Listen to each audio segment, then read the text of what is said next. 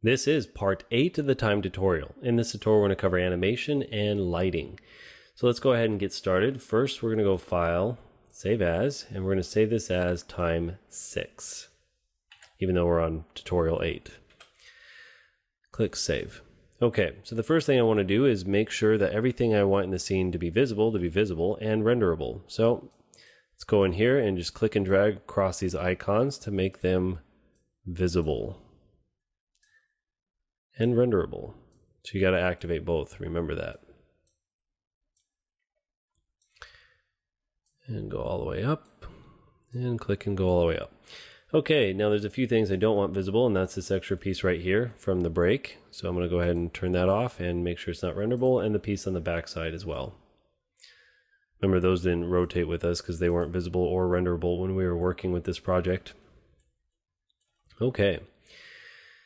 So let's see, we've got everything visible, everything set to renderable that we want, and let's go ahead and bring this back into position. And let's go ahead and save it real quick. The first thing that I want to animate is the camera. So let me zoom out here, click on the camera. I'm going to hit 0 on the numeric keypad to see what the camera sees. Zoom in here. Now the only thing the camera is going to render is what's inside the box. I can also go View, Camera right here. That will set the camera as well instead of using the shortcut key. Alright, so there's a few things that I need to do before I start animating. First of all, I'm going to go into quad view so I can see my camera layout. And I'm actually going to position it in the first spot. So where I want the camera to begin, and that's near the actual pocket watch in some of this destroyed area. I think that'll look cool. Something like that. Okay. I think that's going to be good. Now remember, again, this is the only area that the camera is going to see.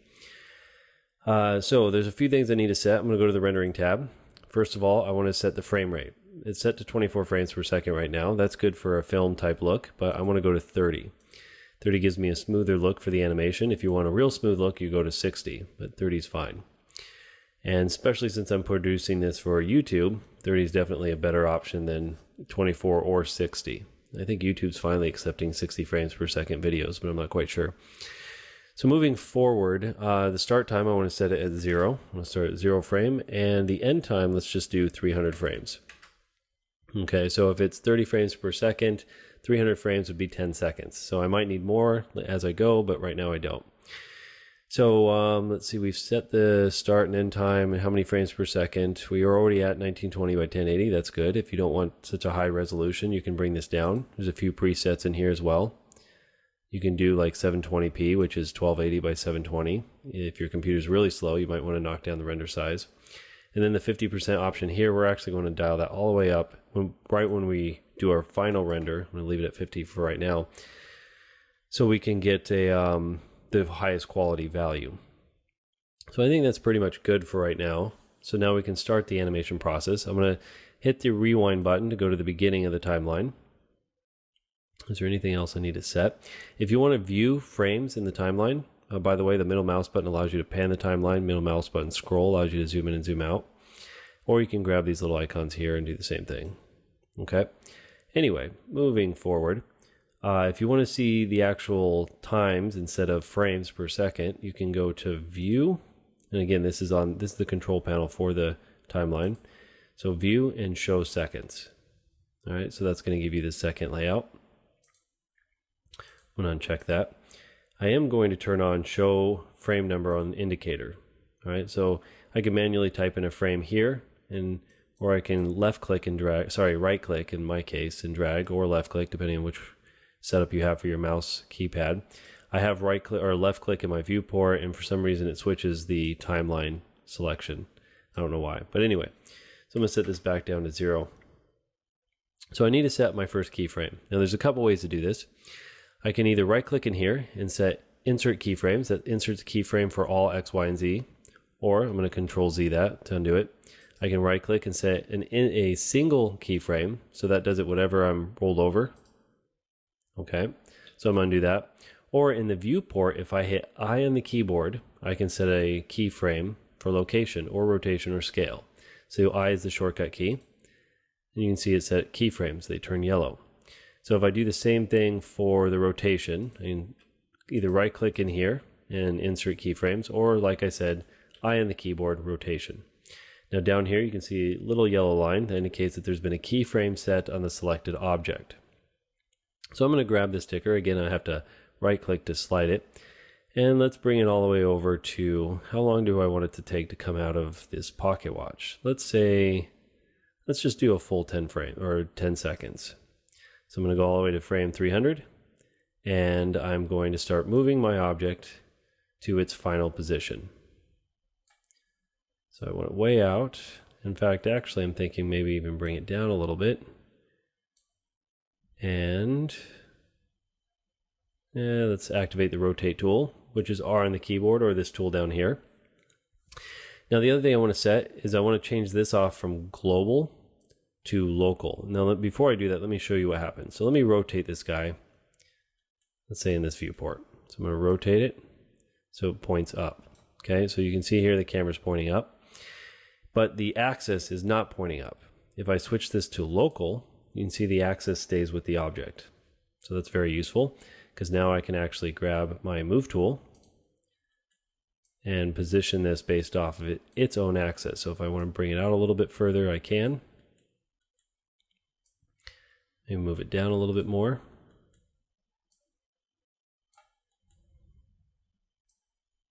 Something like maybe there. That might be better. Okay, so that's going to be my final frame. Now, it's indicating that it's green because we haven't set any keyframes yet. So I'm going to hit I on the keyboard and set keyframes for the local, and I again for the rotation. Or again, I can right click over here. So now if I hit the rewind button on my timeline and I hit play, you can see here the animation plays through.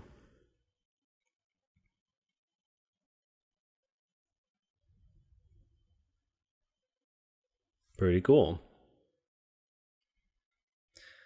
So I'm going to pause this and let's save the file. All right, so now what I want to do is scrub the timeline to make sure that I'm not getting any pieces interacting with the camera. Like this piece here, I think the camera goes through. So let's adjust this piece, select it in the viewport, and I'm going to move it over a little bit. So now the camera doesn't go through it. And I think I'm actually going to rearrange some of these pieces. So let's say like this one. I'm going to bring it out to the front more and move it down closer to the camera. I think it would look better if it was a little more over. So we pass this one. Let me pass that one. Let's grab this guy, move him even out further. Oops, let me undo that. Get him closer to the camera.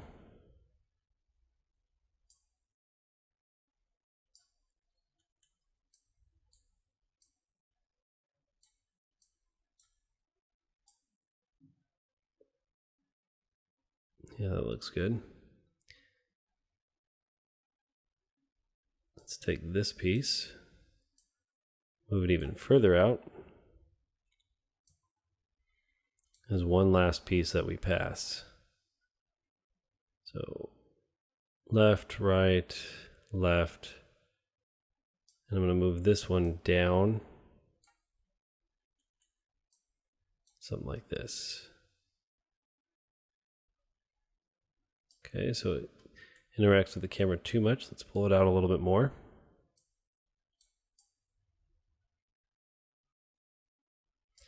I'm actually going to rotate it, so I'm going to hit R on the keyboard. Something like that.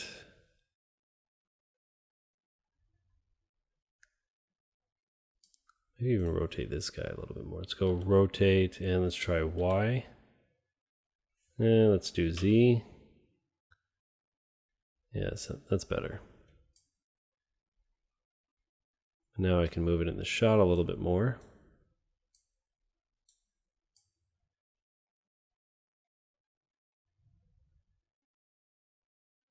Okay. So that just gives it more depth as the camera's coming out, more interest, which is pretty cool. Probably even spend a little bit more time grabbing pieces and just filling this out. Now my suggestion is I don't have time to do every single little piece and make this look really nice for this tutorial. So my suggestion would be that you spend a little time on yours. Let's go rotate, let's go Z. Something like that.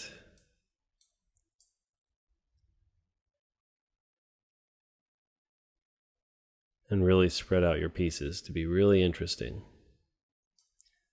This piece just sitting here and not adjusted. I'm gonna have to clean that piece up too. Anyway, you're getting the gist of it. Now, of course, you can apply a little bit of animation to each one of these pieces. Maybe they're still floating away from the explosion that happened, or maybe they're still slightly rotating. Let's say I want to apply a rotation to like this guy. And let's go to about here. Right before it's seen is where I'm going to apply the keyframe, because I don't need it seen the start of the animation.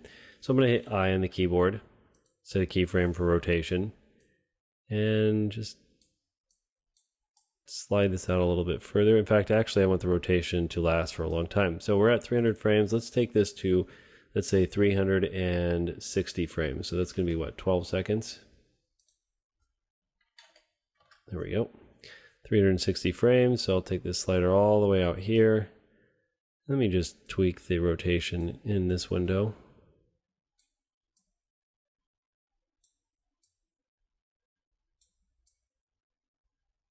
Maybe something like that. And of course, you got to hit I on the keyboard to set a keyframe. Now, if you hit I while you're rolled over this, it automatically sets a keyframe where you don't have to right click on it. And I forgot to mention that. So now it's slightly rotating. But maybe I don't want an ease out at the very beginning of this particular animation. So let's play with that real quick to show you how it works. Let me grab this edge, drag it out, and go back into the curve editor. And let's zoom out. So its rotation is the only thing that we've actually applied rotation value to. In fact, it looks like there's only 2. Nope, there's 3. It's just way up there.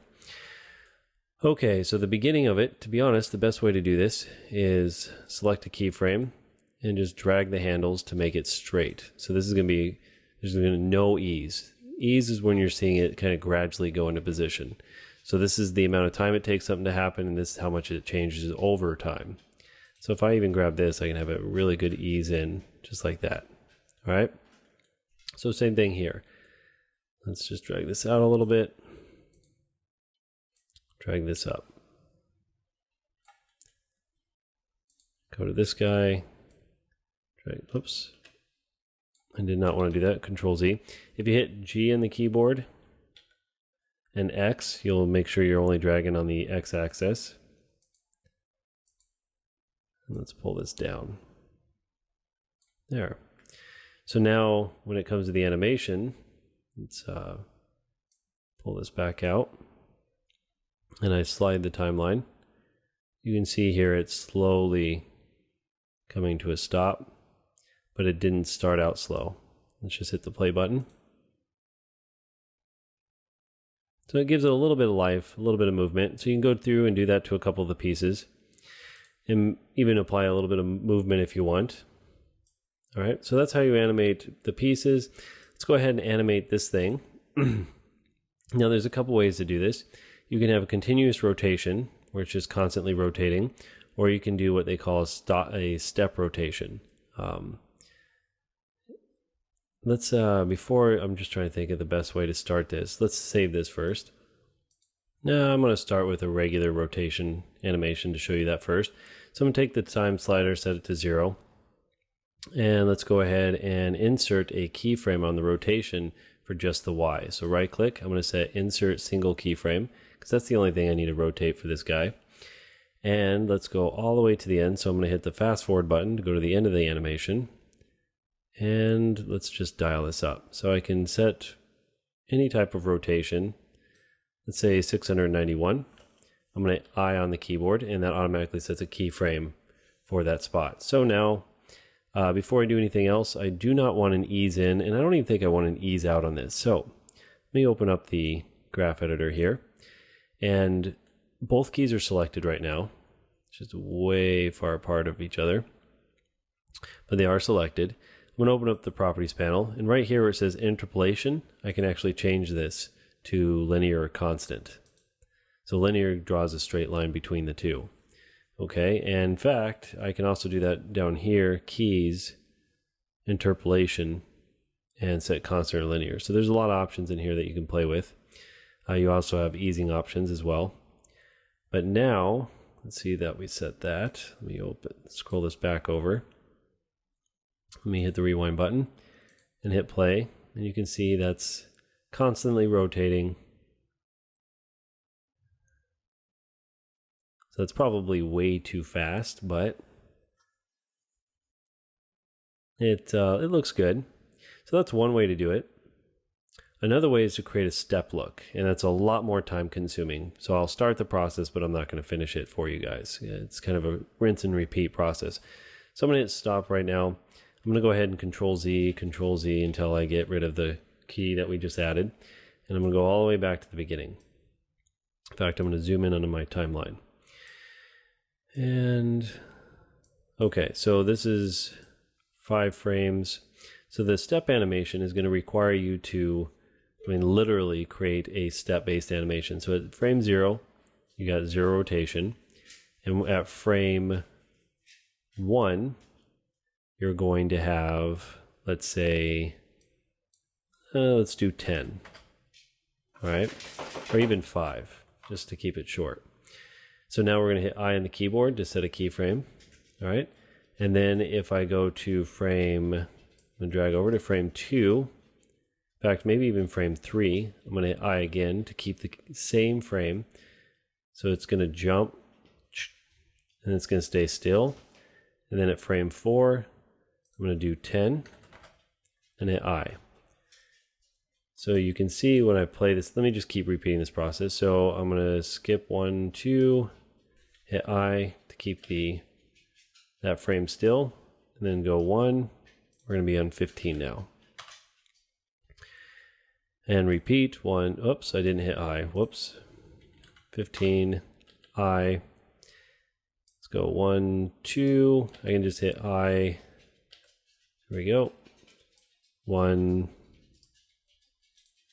20. Okay, so my 2 spaces is the pause, and then the 1 space, which I didn't hit I with. Whoops. 20, I. There we go. So now if I play this, it's going to be a quick play. In fact, let me just set my end time to 15 frames. You're going to see kind of this step rotation. Why didn't my end time stop? 15. There we go. So you can see it's kind of clicking instead of actually rotating smoothly. So that's the choice that you need to make. Do you want the kind of the click look? And of course, the spaces that you add between the keyframes is going to dictate how long it takes to click from one spot to the next. Or do you want the very smooth look? To be honest, I do not want to go through 300 frames of creating the step look in this particular case. So I'm going to do the smooth look myself. So I'm going to go ahead and pause this and just undo it until I get all these keyframes out of the shot. And if I think that's going to take too much time, I can just open up the graph editor and zoom. Let me click on lure. I think period on the numeric keypad will frame everything just like that. And let me hit B on the keyboard so I can select the frames I want to get rid of. First I got to hit A to deselect, then I can hit B and hit X on the keyboard to delete. There we go. So I only have the very first one still. All right, so let's open this back up. Let's see here. All right, so we have 0 rotation. Just going to go back to the way I had it before. End time, we're back at 360. Let me zoom out. Let me take this guy all the way to, in fact, let me just type in 360. And I'll set the rotation. This time I'm going to do 360 for the rotation, and I'm going to hit I to set the keyframe. I do not want ease in and ease out, so I'm just going to set this to linear. It didn't doesn't look like it changed it. So I didn't have any of the keyframes selected. So let me hit A, linear. There we go. And I can actually close my graph editor right now. So I'm just going to drag this over. And I'm going to come out of quad view, hit rewind. And I think I like that animation more. So these gears are barely moving, but these gears are moving quite fast. You can see the little particles are going. All right, so the particle system, like I talked about before, let me find it. Okay, it's this piece right here. Select it. Let me get rid of this in the selection group. That's just a quick way of finding things in this list, but you can see that I've had the particles selected. Yep, I've got them selected. I'm going to go over to the particle system and I'm going to set the start frame. I'm thinking the first time I want them to burst is maybe at frame 40. 39, 40. All right, so at frame 40, let's go ahead and set the start frame 40 and end frame, oh, can't because the end frame's not. So the end frame is going to be 43, start frame 40. Boom. And I might even expand this to like maybe 45. Okay. So now really it's going through. I do need to animate the hands. I could link them like we did the sprockets or the gears to the actual gears and just change the rotation value so they rotate very slowly. Like obviously the big hand would rotate slower than the small hand. Or I can manually rotate them. It's up to you. I'm thinking I want to manually do it. So I'm going to come out of the camera view for right now. I don't need to be in that view. All right. So I'm thinking I want maybe this one not to really move, the hour hand, but the minute hand to shift during the whole 360 frames. So let's start at frame 0, and I'm actually going to hit R on the keyboard to rotate. In fact, no, I'm going to use the rotation here. So let me just go to about the 1. Okay, so it's on the 1, and I'm going to set a keyframe. So I'm going to hit I on the keyboard while I'm rolled over it. Click and drag this to 360. And 360 is actually, these are the minute? Yeah, this is the minute hand. It's the hour hand. I don't have a second hand. So let's pretend it took a whole minute or almost a minute. 360 is not even close to being a minute. That's like what, 30 frames per second. 360 is 12 seconds. So let's just rotate it a little bit to there. I'm going to hit I. And there, we got that moving now.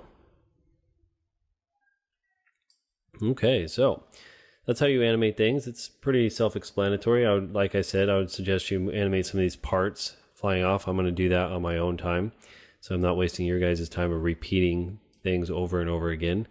What else do I want to show in animation? I think that's pretty much it. Show you how to set keyframes. I would suggest with the particle system. Click on the particle system again here, and I would align it to where you'd want it to start. I gotta really move this piece. Ugh, I hate that piece, whatever it is. In fact, I'm half tempted to delete it. Yep. Okay, so back to my particle system. Click. I think I'm gonna have to pull it up a little bit and in, so I can't see where it's being generated from. So I'm going to hit the rewind button, let it play. Okay.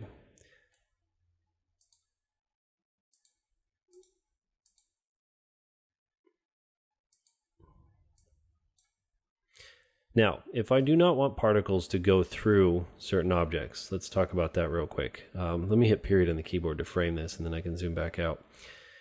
I'm sure there's some objects in here that are going through, like this wheel piece here. If I do not want the particles to go through them, I'm going to select the wheel piece and go over to this tab here. This is the forces or physics tab. And I'm going to click collision. All right, so I've added, if I go to the modify panel, or where is it? The object is selected. Where did it apply collision? Won't be under materials. Modifier, I honestly thought it would be under modifier. Object.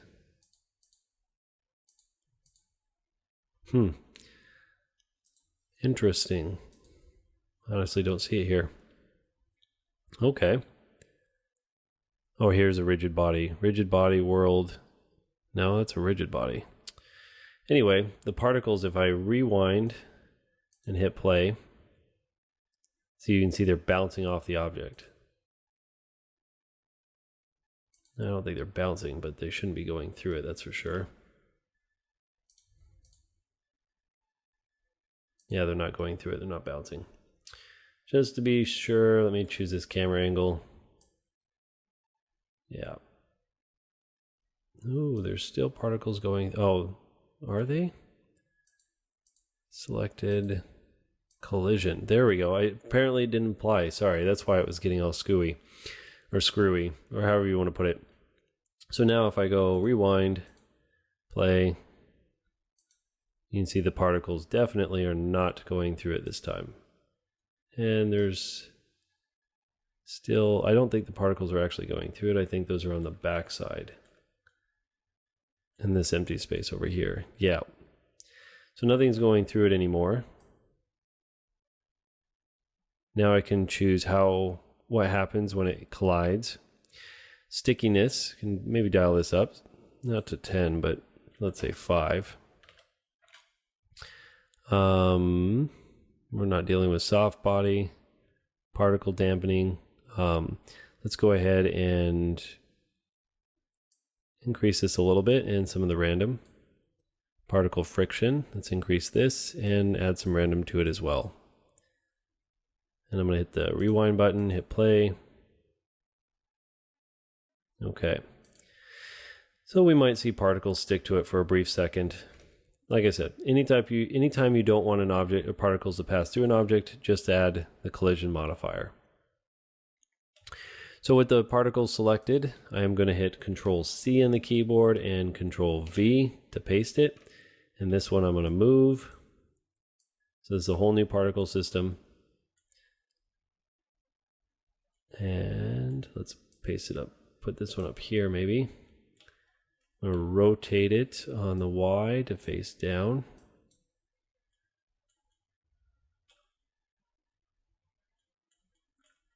Let me hit the play. Okay, it's not rotating down. Why is it not rotating down? Let's go to the particle sim and turn on emitter. In fact, we might need to save and come out of Blender and come back in to get that to work. So give me a sec. File, save. Okay, I realized what was going on. It had nothing to do with the particle system. So I'm going to go ahead and uncheck this. Here's the material. I'm going to set it back to surface and return back on emitter. And you can see here now I can see the particle system. So let's go back to this particle system. This is the second one we created. Let me go ahead and return on emitter, go to the materials and set this to surface as well. All right, just so I can see it for right now. And that way I can come in here and rotate it. And I think I was accidentally rotating this one at one point in time. No, I wasn't. There we go. So this one will be more of a down angle. I might even come into the particle system and say these particles will last 20 frames. And they're going to start at maybe, oh, we got to set an end time. So let's say 65 and 60. And probably more particles. Okay. So that's how you just keep adding your particle systems. And then, like I said, once you're happy with them, so this one I'm happy with, I'm going to go back to turning off the emitter, go back to the material and set it back to halo. I'm going to copy this one, Control C, Control V. I'm going to move it while I can see it. Move it over here for right now. Click back on this guy. And same thing, halo. Turn off the emitter. All right. Let's rotate this guy this way. Maybe put it right about there. That's fine. And this one, I'm actually going to give it kind of a long spray. So lifetime, let's go 20 is fine. And actually, I might even bring this back down to 15.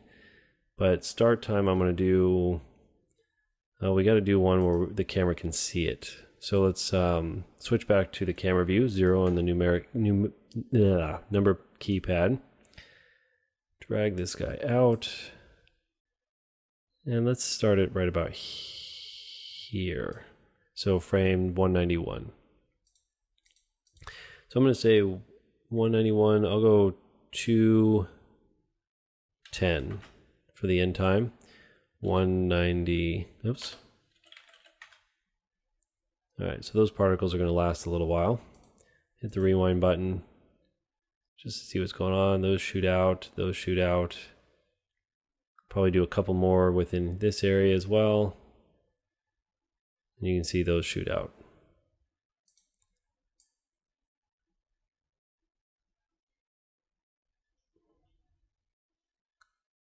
Okay.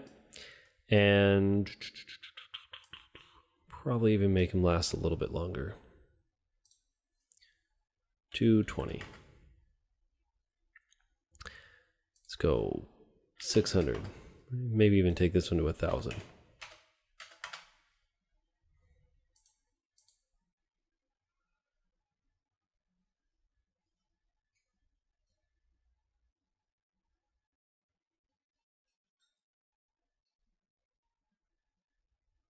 It's slowing down because it's calculating out into the RAM the particle system.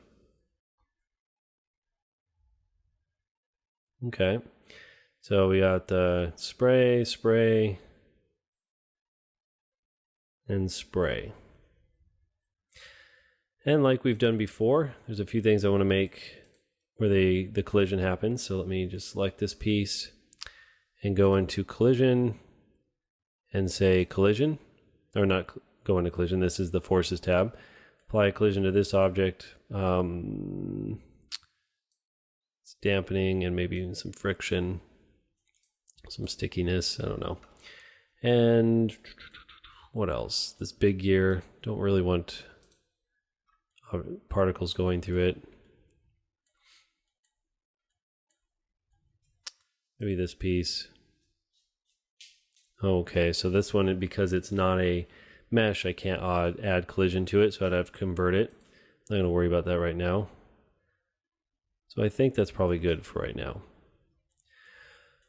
All right, so I'm going to probably add more particles and have them start at various different times to create different effects.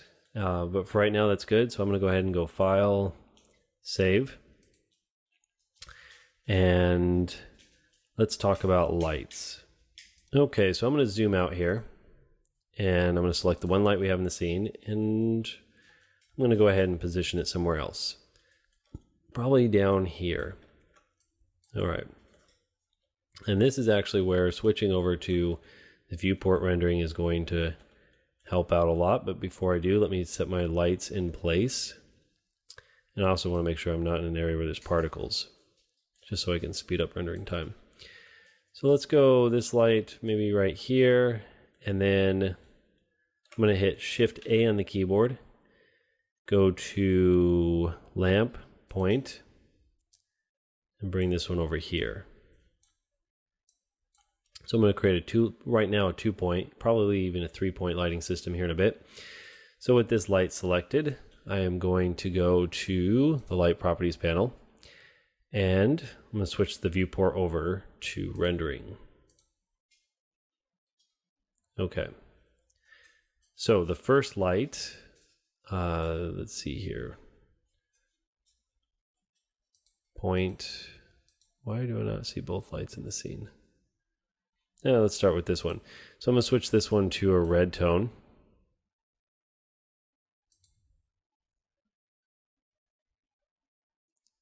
And I am going to switch the constant to, let's do, try to think the best. Let's try inverse square. And we have to dial this up. So let's take this up to, let's say, 100. And let's go 200. You can start to see that we're seeing it now. 300. Let's go 500. All right, so now we're really starting to get the light to apply. So let's go back to the solid rendering. Oops. Click on this one. And might as well just change the color where I'm at it right now. Let's go to a blue.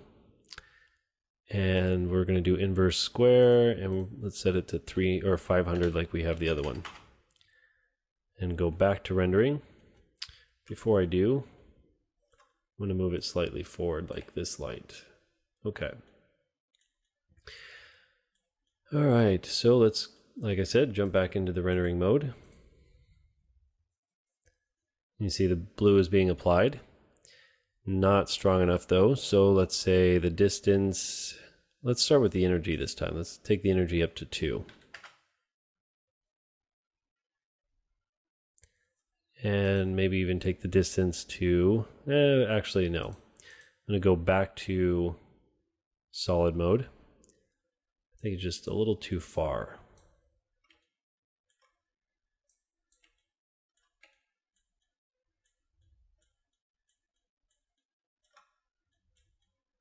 All right, so let's go back to rendering mode.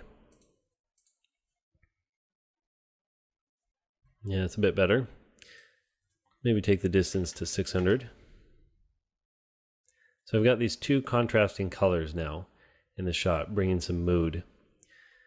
And I kind of like that. So let's go ahead and go back to rendering again, or sorry, solid.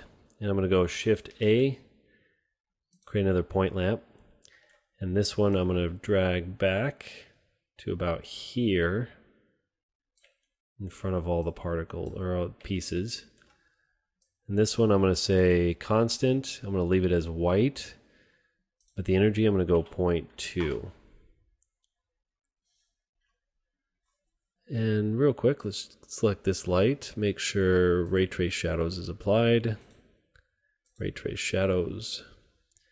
The primary light, this one I'm not going to ray trace. This one down back here, the red one, I'm going to ray trace. No shadows on this one. So this is really my prime light. If I want to really start coming through and naming these, rename light prime. Okay. And this is going to be rename light blue. And rename light red. Okay, so let's go back to the rendering mode.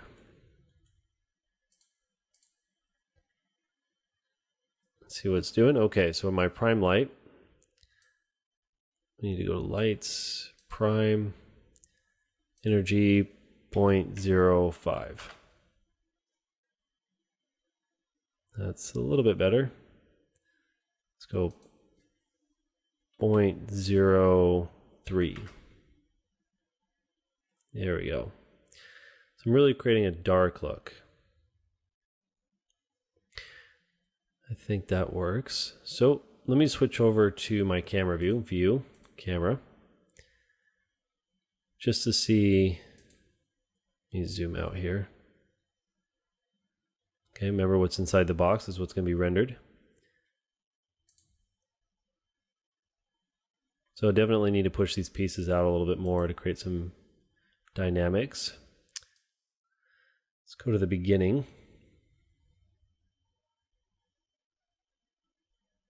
It's looking kind of dark, but not too shabby. I'm starting to really not like the textures that I applied here.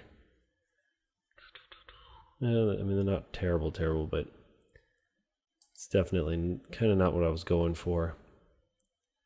So I'm just going to click through here and see what I've got going on. I need to scatter some of these numbers around as well. All right.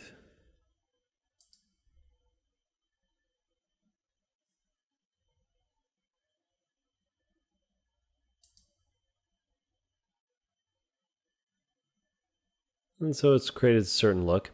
So that's pretty much lighting. You have control over the brightness, the color, the distance, the fall off.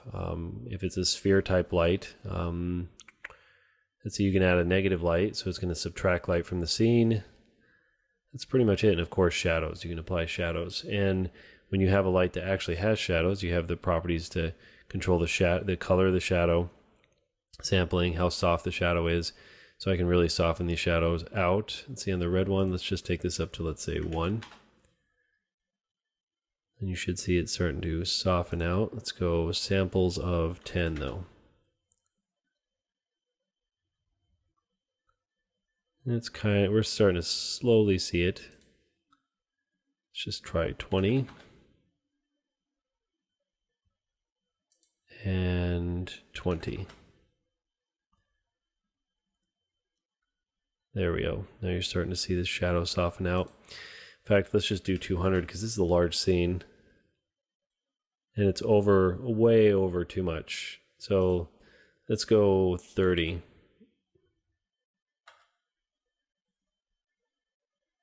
All right. So if you wanted softer shadows, that's how you can apply them. It will increase rendering time though, just to give you a heads up. Probably should do that to both. So I got 20 and 30.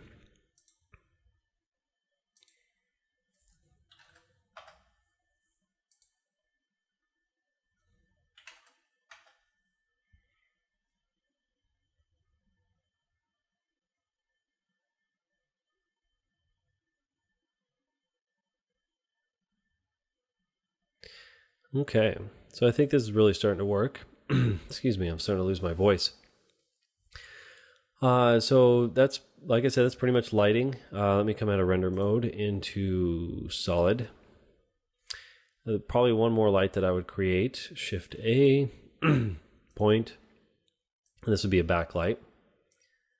So something back here, and let's see, let's take the energy down to 0.05. Let's just see the outcome of that by going into rendering mode. I'm going to actually bring the backlight up a little bit more and set it to constant. Yeah, so that should give us a nice rim light. And I can change its color if I need to, but for right now, let's just test it. Let me frame this.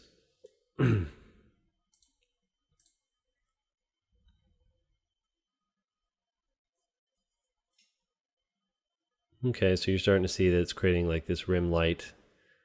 We're not going to see it too much on the front. I can change its position a little bit more to do so, but it just adds a little bit more to the shot. A little bit on the edges here.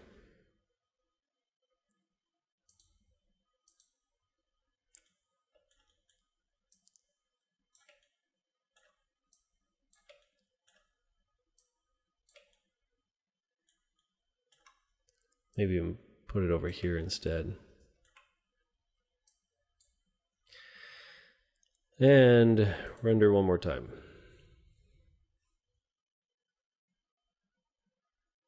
All right, so you're starting to see it on the pieces on the edge here.